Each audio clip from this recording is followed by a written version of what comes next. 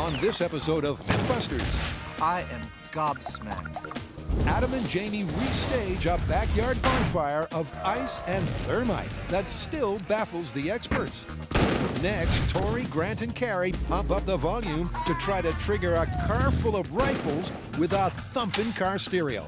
Go up! Firearm! From sound waves to shockwaves, the hits just keep on coming. You know how to wreck a party! And then there's the myth of the gun with a gas problem, where an awkward grip could cost you your favorite finger. That gun has a heck of a kick. It's not for the faint-hearted, but there's always room for a chicken.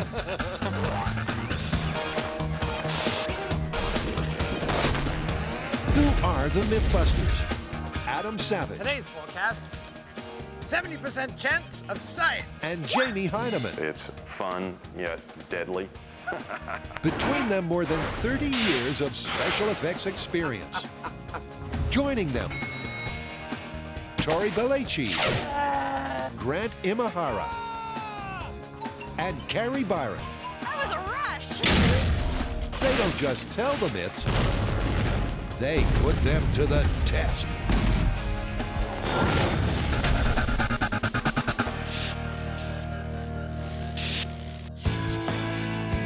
Myth number one is a tale of two extremes. All right, dude, time to fire up that dial-up modem. We're going back to the internets for this story. Oh, well, if it's from the internets, it must be true.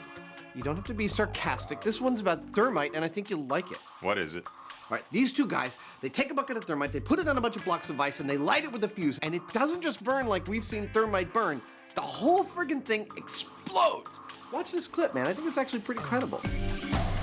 Thermite itself shouldn't explode, though it burns at ferociously high temperatures. And you'd figure that ice would just melt, right? But this clip seems to show that when ice meets fire, the least of your worries is getting your socks wet. Well, they sure made our job easier. They showed us everything we need to set this up. Absolutely.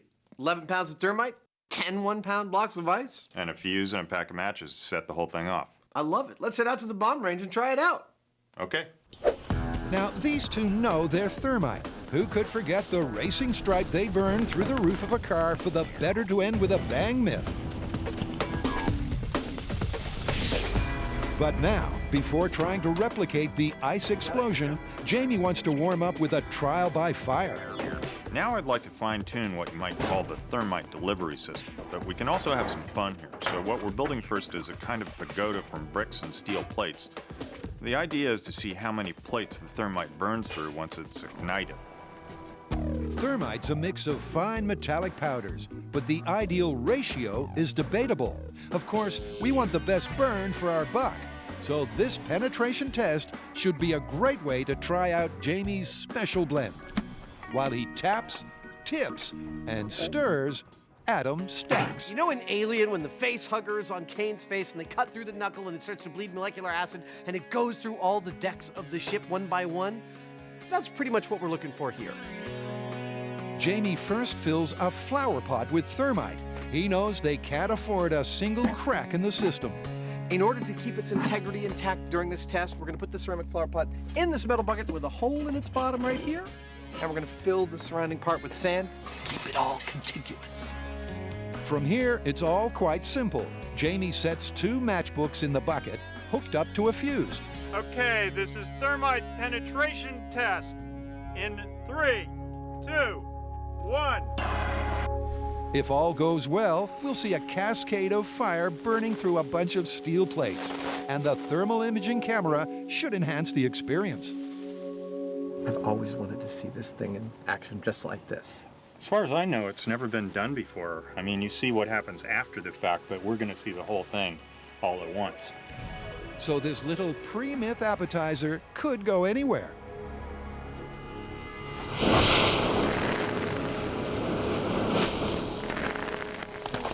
There we go. 1, 2, 3. Nice! Oh. 4 plates. Right, the top one and 3 down. That was pretty cool. It was. Cool isn't the word. At 4,000 degrees Fahrenheit, the burn is too bright to view at close quarters. It's a major meltdown. Look at hang these up in a gallery and we'll make it like $1 million. So Jamie's special Thermite blend is hot to trot. Now, to see if 11 pounds of it is enough to actually explode 10 blocks of solid water. Well, look, let's clean this up, get some ice blocks out here, and replicate that video. That's what we're here for.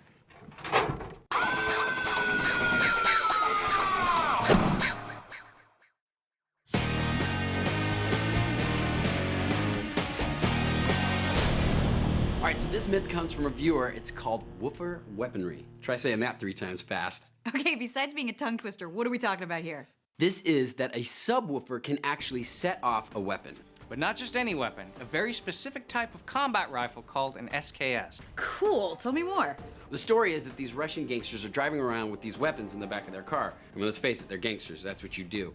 And their car has this crazy booming stereo system. They pull up next to these girls and they try to impress them, so they crank up the volume.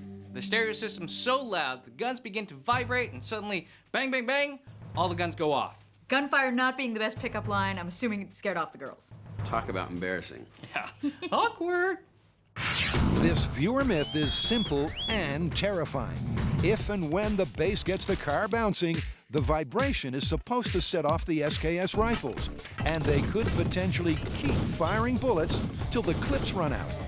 Well, I guess we need to get a car, install a super loud stereo system, crank it all the way up, throw some of these rifles in the back, and stand back. Well, if that doesn't work, there are these cars that are used for these sound offs. I mean, they're not really practical. A gangster might not have one of these. They're basically giant speakers on wheels. Okay, but first up, I think we need to talk to an expert. I mean, we need to find out more about this SKS rifle. I mean, the myth is so specific, it's really strange. Definitely. So it's get acquainted time with the rifles renowned for their fickle firing habits. Any of you ever shot an SKS before? Nope. But I'm looking forward to it. Gunsmith Ben Murray knows exactly why these weapons occasionally shoot themselves. So what is it about the SKS rifle in particular that makes it so key to this myth? It has a free-floating firing pin as opposed to a spring-loaded firing pin. I can show you that. We can disassemble it right quick. This is the bolt assembly that houses the firing pin, and as you can see, it moves forward and backwards. So that just slides around in there. That's correct. So if there is no spring and that pin does vibrate enough, I mean, could it potentially set a round off? I suppose it could. So there might be some truth to this myth. It may be.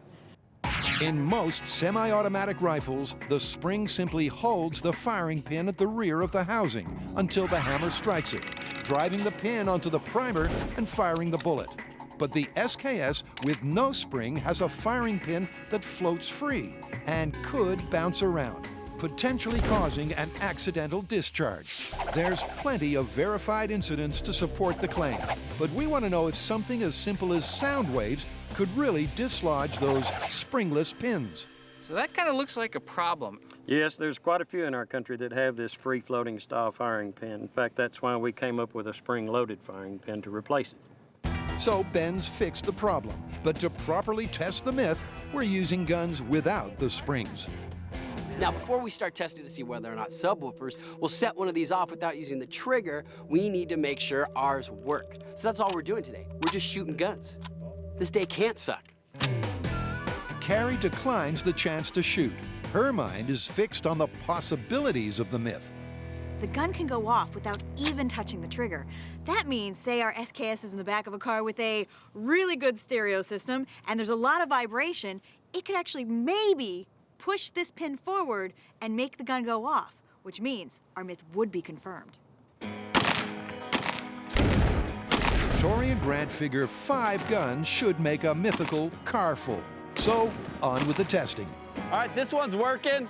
This one's working. But you know what? I think we need to test it again just to make sure they Yeah, you don't never jam. know when a jam might occur.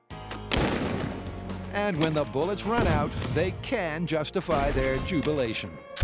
Now, remember when I said we're not shooting these guns just for our own enjoyment, but it's actual scientific research? Well, it turns out it's true. I mean, we have several of these guns, but the gun I was using jammed twice during the test. Ready for the next?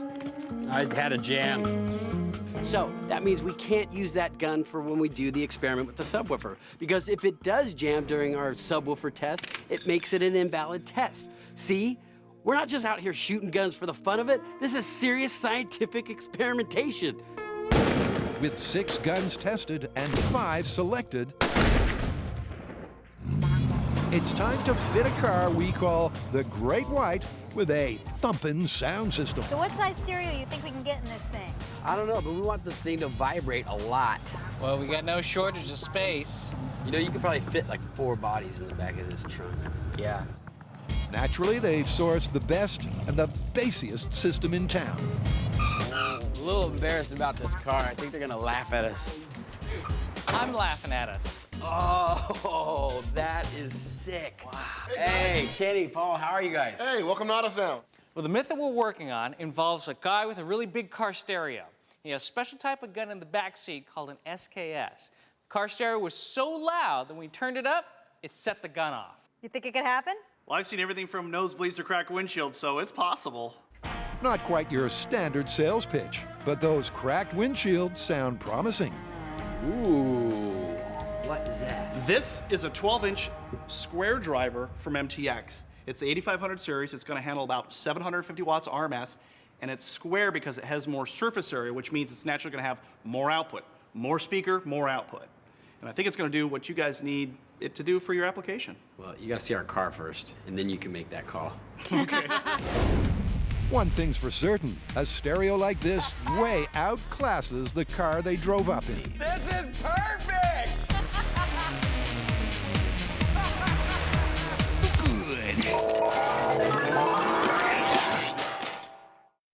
Not for the first time, the Mythbusters are playing with fire. There we go. 1, 2, 3. Nice! They're set to test a dubious and dangerous internet video that seems to show exploding ice.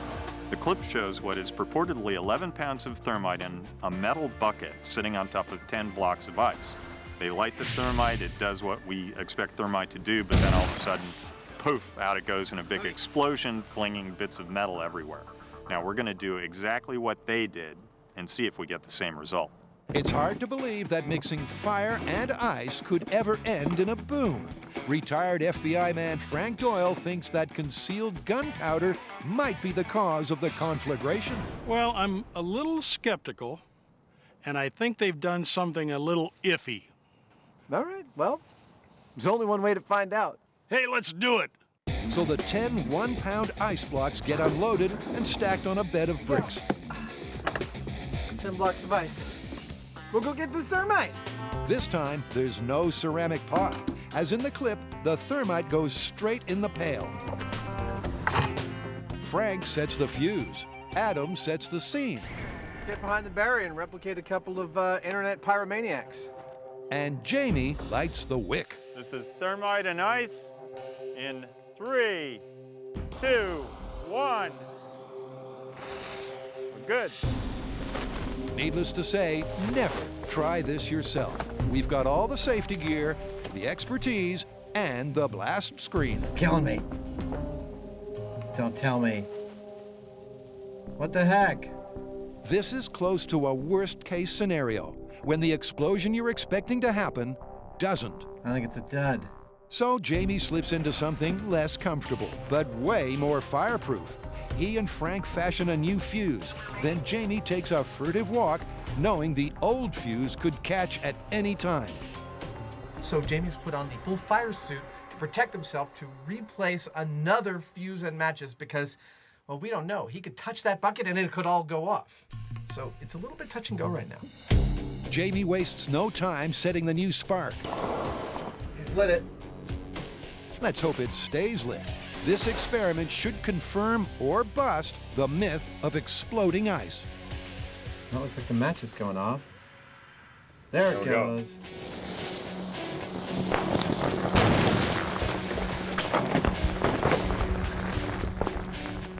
I'd say that was an explosion. I'm pretty sure that qualifies.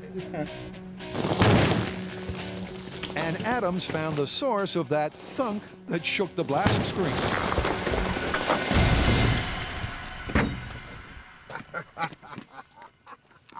In the popular parlance, we call this piece of ice a hunter killer because it went all the way from ground zero to our blast chamber. Luckily, it is ice-proof.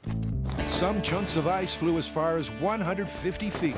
The brick pallet is a smoldering ruin, and there's no trace at all of the galvanized steel bucket. Look at that. That tells the whole story right there. I am a believer. It shot the bricks right down through the bottom of the floor there, and it broke a bunch of them. So that was a bona fide explosion. That was a huge explosion. If I hadn't seen it with my own eyes, I would never have believed that thermite and ice could produce such an explosion. But what actually made the ice go boom? The truth is, no one really knows. Experts I've talked to are speculating that heat from the burning thermite is decomposing the water into hydrogen and oxygen, which in the presence of a source of ignition, namely hot thermite, is exploding. Now, I sort of have a problem with that because that requires that a whole bunch of hydrogen and oxygen be instantaneously created, and I don't know that that's possible. There is another explanation, I'm just speculating, and that is that something in this reaction is aerosolizing all the thermite. It's, the steam or something is throwing all this powder up into a cloud of thermite, and that's exploding. We don't know. It's a mystery, but one way or another, that was a heck of a bang. Here's their video, and here's ours. So it's myth confirmed. No black powder, no hidden fireworks, just fire and ice.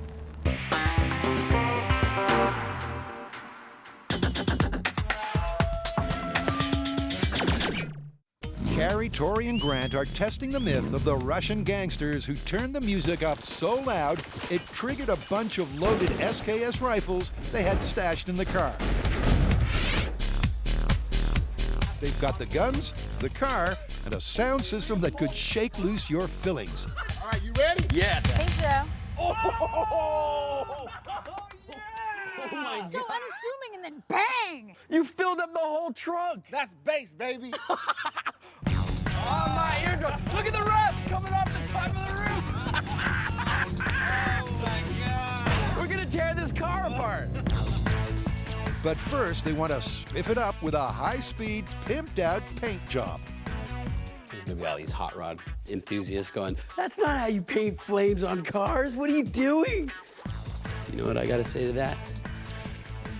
So what? Just like a tattoo, it's more about the bad boy attitude than the art. Until you get inside. You know, some people have a hula girl or a chihuahua bobblehead on their dashboard. We have us. Yeah, not quite the gangster image, but they should be good indicators of the turbulence caused by that thumping bass. Pimped, prepped, and pumped with a trunk full of high-grade hardware, the Shark rolls up for its first ever rifle recital. If all goes to plan, there won't be an encore. Tori and Grant were kind enough to test all of the SKS rifles for us and make sure that they all work properly. Now, we're at the Alameda County Sheriff's Bomb Range. We love this place because it's a wide open space where we don't have neighbors to complain about the noise, and we can shoot all the guns we want. All right, so we've amassed our gangster arsenal. And we have our blanks, but as we know, we need to treat this like live ammunition. All right, let's load up our guns and get them in that vehicle. Sounds good to me. So the rifles get spread from the back seat to the front, some close up to the speakers and others at a distance. Okay, we got one in the back by the woofer, we've got two in the back seat, one on the back floor, and one in the front seat. All right, let's crank this system and see if we can get one of these guns to go off. Best if all 5 go off, and Grant's found a way to monitor the mayhem from a distance. So this is going to serve as mission control for our experiment. We have a portable music player with all our test tones preloaded. We've also got a frequency generator and an oscilloscope so we can dial in any specific frequencies we want to test. Inside the car, there's a microphone that's connected to the spectrum analyzer and dB/SPL meter, and that'll tell us not only the frequency, but also how loud it is. And finally, and perhaps most importantly, there's a live video feed to tell us if any of the guns have gone off as a result of our sound. The sound won't be music as we know it, but a series of tones designed to test and push the acoustic limits of the system, and maybe fire those guns. All right, this is going to be a low frequency sweep starting at 20 hertz at 95 dB SPL. Ready? Oh, yeah. Here we go. To keep it simple, hertz indicates the pitch of a note, and decibels measure the volume.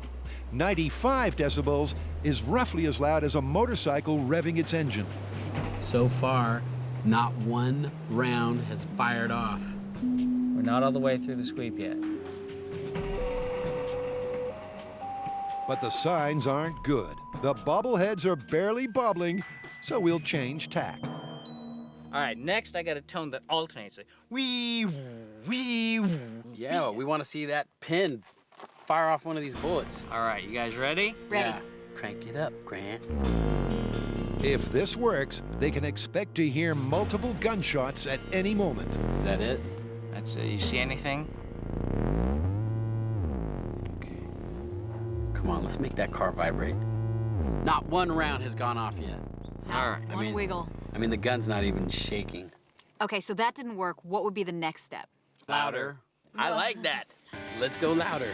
It's time to raise the stakes. Grant cranks the decibels up to an ear-shattering 130. That's close to the level of a jet engine as heard from just 100 feet away.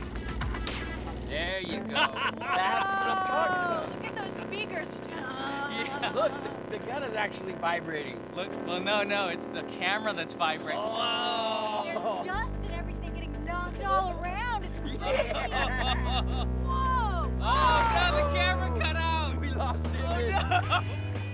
Seems like everything's busted, but the guns.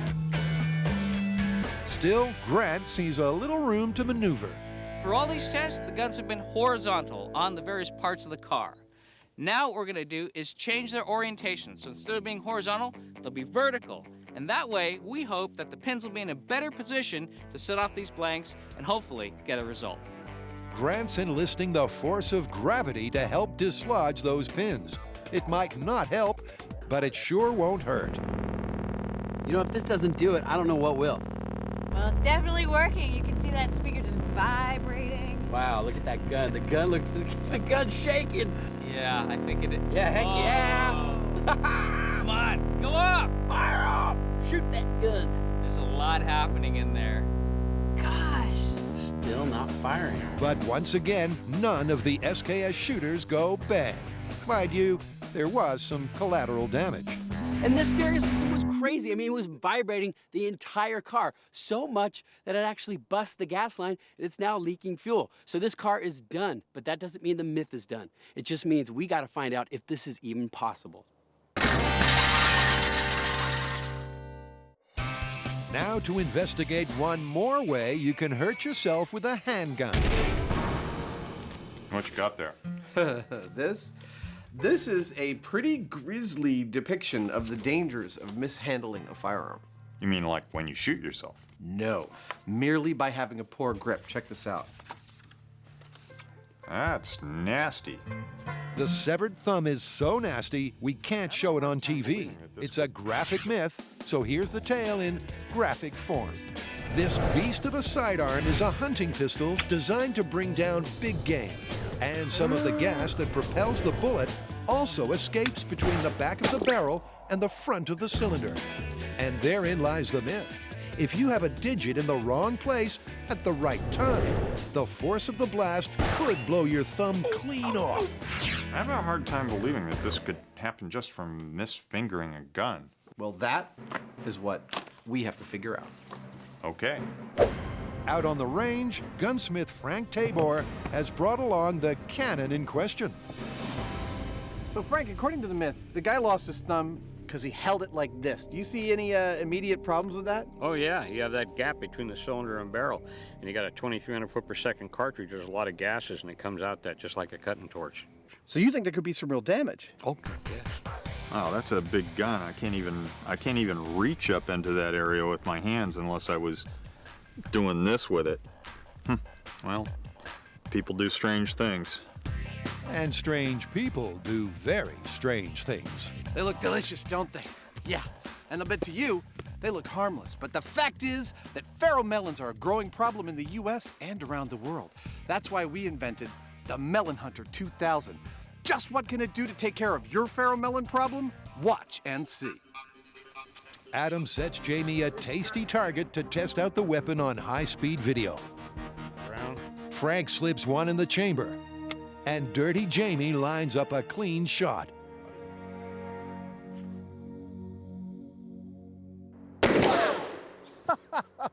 Wow, that was something. Well, that takes care of your watermelon problem.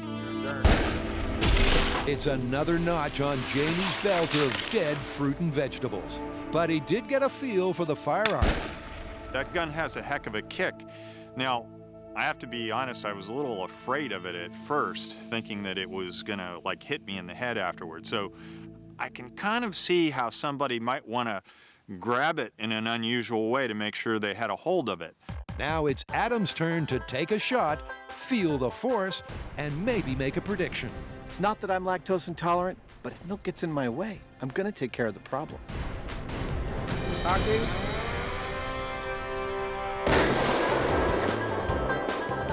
That's one expiration date that was way off the mark. The high-speed camera remains one of my favorite tools on the show. If you look really closely at the close-up of the gun firing, you can clearly see gases shooting out of the space between the cylinder and the barrel.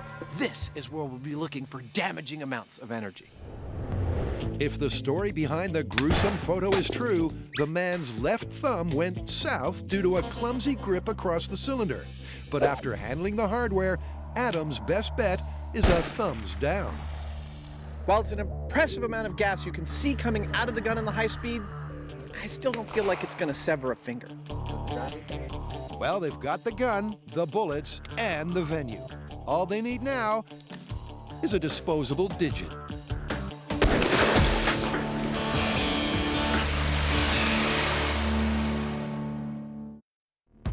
All efforts to fire 5 rifles via the vibrations from an upscale car stereo have failed to end in a single gunshot.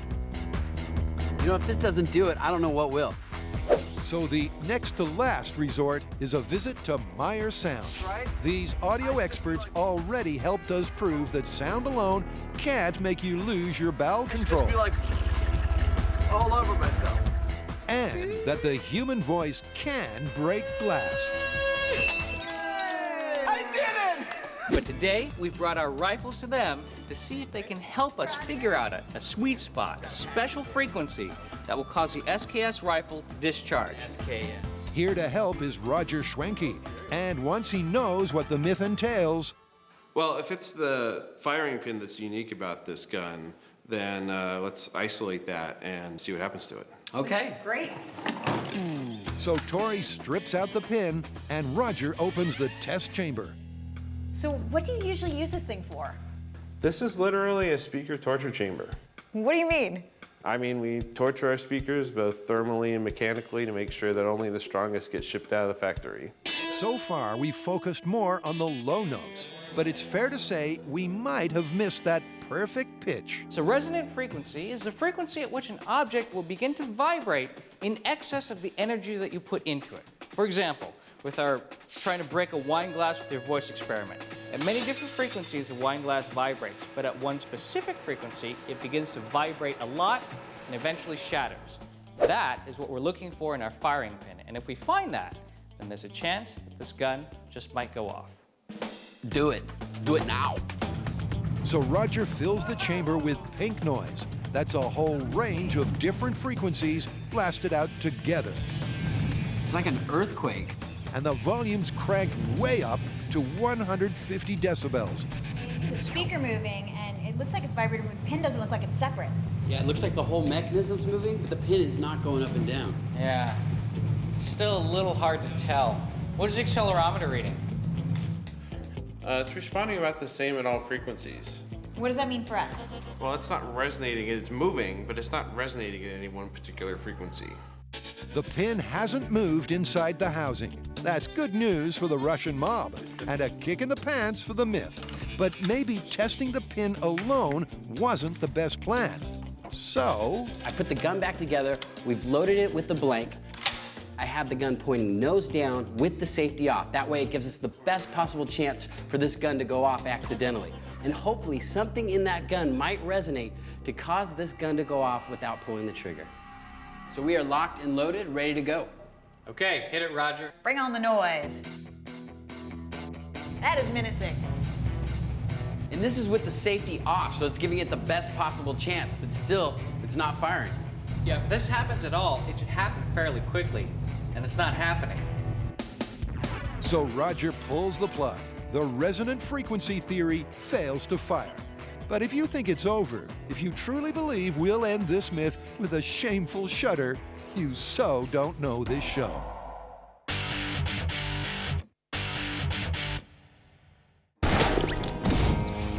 Adam and Jamie have decided to see for themselves if holding a huge handgun the wrong way could really blow your thumb off. This myth is all about escaping gases, some of which propel the bullet out of the barrel, but some that escape right here from this tiny little space between the cylinder and the barrel. It's those that could cut your finger off, man! Or so the story goes. Despite the high-speed gas shots and a shocking photo of a severed thumb, Adam thinks this myth is, well, a myth. But Jamie begs to differ. When I first heard about this story, I wasn't so sure that a revolver would be capable of blowing your thumb off through the side like that. But having reviewed the high-speed footage, I kind of think it will. The gun is firmly secured in a clamp that's screwed down tight to the bench top. Now all they need is a stunt thumb. Whenever we have a myth about destroying the human body or part of it, we have to come up with a human body analog. And over the years, we've done many different kinds. We've done ballistics gel, we've done dental alginate, we've even used whole pigs. But today, we're breaking out a brand new technology. If you think these look gruesome, you don't know the half of it. But the best way to tell you how these are made is to show you how they were made. I remember it like it was yesterday. Faced with the task of replicating that miracle of evolution, the human hand, the Mythbusters' first thoughts naturally turned to dead chickens. No, by the way, I touched this chicken before I touched anything else. You want to take the meat home? Adam stripped a whole cooked bird, not for the meat, but for the bones. He traces a template over his left hand and even marks the 3 joints in each finger. I managed to get almost all the bones I need out of a single rotisserie chicken. These are actually pretty good in terms of size of human finger bones. Yeah, that looks great. But a real hand needs real flesh. Now, I'm thinking that'd make a nice big, meaty palm. Jamie's building his own version of a stunt hand, also made entirely from poultry pieces. And while Adam sutures a carefully crafted left thumb, Dr. Hyneman shows he's lost all sense of proportion. It's actually the left hand, you know, that's the thumb and the 4 fingers, and I've picked them so that they're the correct lengths and everything. So we have a show of hands. Hello. High five. I think these will do nicely. Yeah. If monsters watch the show and hold on to guns, they'll be interested in what your hand demonstrates. That is terrifying. As the dominant hand, Jamie's massive mitt of chicken meat gets to take the first shot. It's wired securely onto the gun butt with care taken to place the thumb in precisely the right, or rather, the wrong position. I love it. All right, let's do it. Frank loads the gun and cocks it. With the trigger tied to a string, all Jamie has to do is pull it. Gun is hot. You're good to go. Handgun horror in 3, 2, 1. No decapitation. Definitely damage, but yeah, it's still there. I think that your drumstick bone is way too robust for a human hand. What I see on the chicken hand and what I see on the high speed is that the gases are coming out and they're definitely having an effect. I have no doubt you'd be burned by this, but I don't see any decapitation. However, the bone in Jamie's thumb is thicker than any human's thumb bone, except for maybe some supervillain. My hand definitely had a thick tip out near the end where all the gases coming out of the gun were. So it made it hold together a little bit more, but you can see that the skin was ripped, the stitches were ripped. And this myth is still completely unresolved. Time for Adam to lend a hand. My hand's more anatomically correct because it's got discrete finger bones, which are much more proportional to the size of human finger bones, and they're not quite as big. I think Jamie was just moving right on towards his robot cyborg army and not really worrying about the experiment. Lucky Jamie's skin is thicker than the chicken's. He's even prepared to offer some sage advice. The major amount of gas is right out through the middle there. Okay. So if you want to be sure it cuts it off, that's where to put it. Sure. All right. I'm gonna do it on one of my best thumb-sized fingers. You think this is gonna go through? I think it's going to cut it like a knife. Really? I don't. So Adam takes the reins for the parting shot. All right, you ready? Here we go. Adam's anatomically accurate avian appendage in 3, 2, 1. To the naked eye, this looks like real damage. Now for the expert analysis.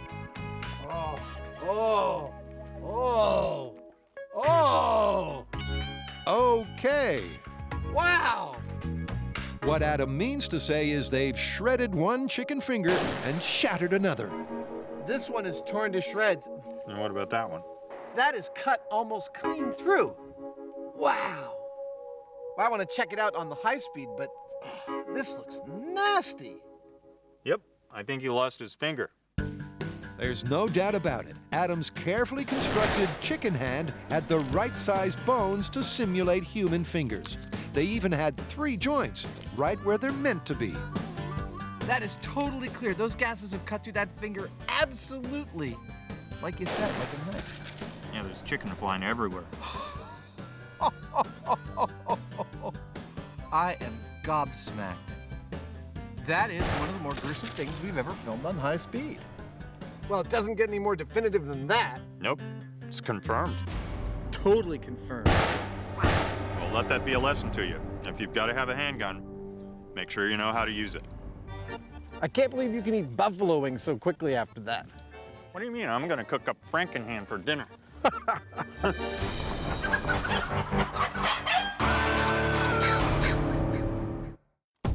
After failing to trigger these unstable Russian rifles with a red-hot car stereo, Not one round has gone off yet. Carrie, Tori, and Grant take one last shot at this myth with a truck that's tailor-made to bump up the volume. Now, I know this car didn't do what we needed, but I think I have some renewed confidence in our backup plan. Oh my God! That is loud out here. How's it inside? Ridiculous. What? So far, they've pushed the decibels way up to 150, but this car peaks at 160. That's actually louder than the gunshots they hope to hear. Now, handling the mid-bass frequencies, we've got 4 10-inch Thunder 8500 subwoofers in a custom fiberglass enclosure. But that's not all, because the real meat are these 2 22-inch jackhammer subwoofers. Each subwoofer has 2 amplifiers for a total of 17,200 watts. If you're talking about sound pressure level in a car, this is it. Once again, the guns are armed with blank cartridges and spread around the car. We're ready to go. The guns are loaded. The safeties are off to give us the best possible chance for this to work. But Carrie seems a little gun-shy. I'm having some serious doubts that something even as powerful as the SPL car is going to do it. But I would really, really like to be proven wrong here. The sound system's been preloaded with 3 different test tracks. The first is a bass sweep. And remember, this is 30 decibels higher than anything they tried in the Great White. Starting the sweep. Wow, that thing is shaking like nuts. Oh my God. But the one sound they're not hearing is gunfire. Time to try the alternating tones. Oh, whoa. Yeah. Look what it's doing to the camera. Things are really moving, but no discharge yet.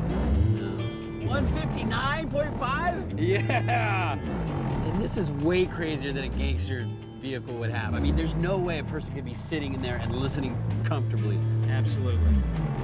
The last track is loosely called Music. It's unlikely to top the charts, but it's seriously loud. Still no gunshots. You can't see the speakers moving like crazy, and all the dust in the car is blowing as if it's just Yeah. I hope that's dust. That's not smoke, is it? It looks Wait a like minute. smoke. Do you think? No, we would have heard a gunshot. Think? I don't know. You know what? It's starting to smoke. Is that normal? No, it's not. This is the last and loudest of the tests, and everyone's hoping a gun's gone off. So we thought maybe there's a possibility we didn't hear the discharge, maybe a gun went off, and it's just filling the car with smoke. No, that smells like electrical smoke. That doesn't smell like gunfire. In fact, the smoke came from quickly heated resin in the woofers. It normally cures in the first few months, but we've pushed a brand new speaker way too hard. The system's fine, but the myth has run its course. All that remains is to check the weapons. All right, this is the last gun. Didn't discharge. This is why we can never have anything nice. I'm calling this one busted. Yeah, I mean, we threw a massive amount of sound at it and the gun still didn't go off. Busted. Yeah, busted. Dang, I wanted this one to work.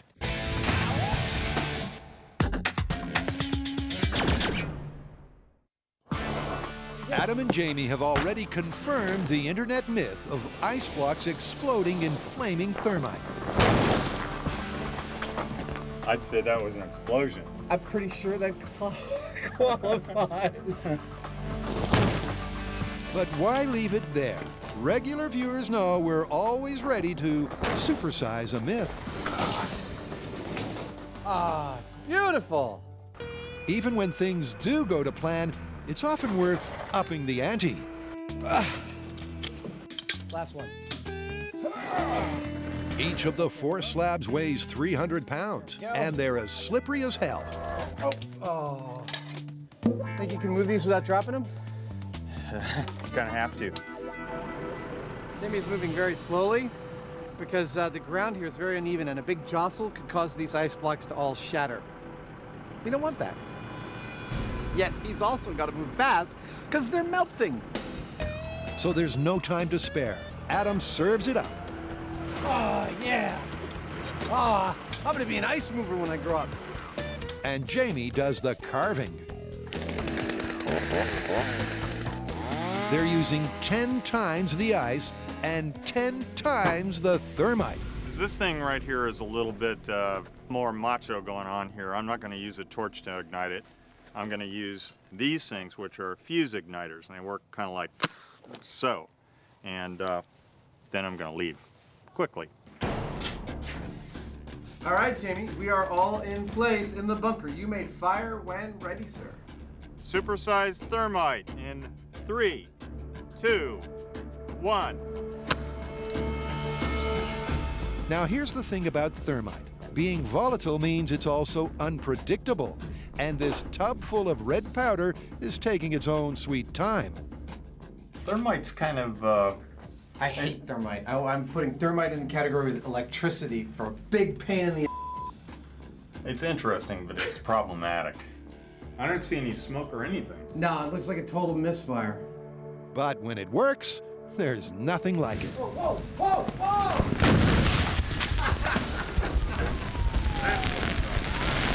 Wow! I'm glad we didn't approach that. Wow! There is nothing left. No, that was a thunk. Wow! It's like somebody blew up an igloo. Look at this debris field. Like 50-pound blocks of ice, 50, 60 feet from ground zero here. According to Jamie, it's one of your slower explosions. Most of the solid stuff, the ice, the bricks, the tub, and the plywood, gets blown out instead of blowing to pieces. Explosives that move really quickly tend to rip and tear things. Explosives that move slowly move things. And that's what this did. It moved slowly but very powerfully. And it just spread all this ice all over the field here. I think we're working on a pretty good formula here. You see something crazy on the internet and want to know if it's true. So you send it to us, and we try it out and find out, yes, it's true. This is what we do on Mythbusters. We blow it up so you don't have to.